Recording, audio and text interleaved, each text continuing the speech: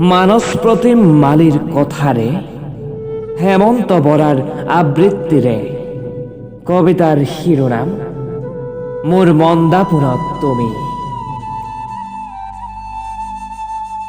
বহু চেষ্টা কৰি আছো, তথাপিও কিন্তু তোমাক পাহৰিব পৰা নাই। যেতিয়াই তোমাক পাহৰিব খোজো তেতিয়াই তোমাৰ আৰু মোৰ সেই পুৰণি স্মৃতিবোৰৰ কথা বৰকৈ মনত পৰে।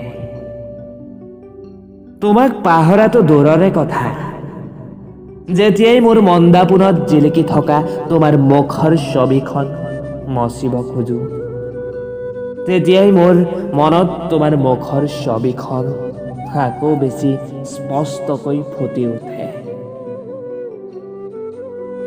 কোনোবা মানুহক পাহৰিব খুজিলে পাহৰিব সিমান কষ্ট নাপাওঁ, যিমান কষ্ট মই ইমান দিনে তোমাৰ অবিহনে পাই আছো। মই নোৱাৰো তোমাক পাহৰি থাকিব,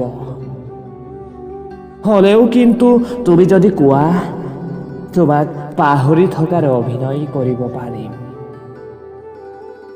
মোবাইলত কাৰোবাৰ ফটো চাই বেয়া লাগিলে ফটোখন ডিলিট কৰি দিব পাৰি, কিন্তু মই তোমাক এটা পাহৰিব খুজিলেও মোৰ মন্দাপুৰৰ পৰা তোমাৰ ফটোখন কেনেকৈ ডিলিট কৰিম?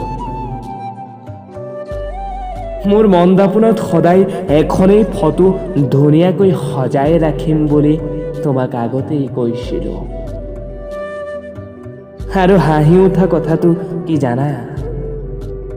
তুমি নজনাকৈয়ে মোৰ মন্দাপুৰত কেৱল তুমিয়ে আছা, মাথো তুমি।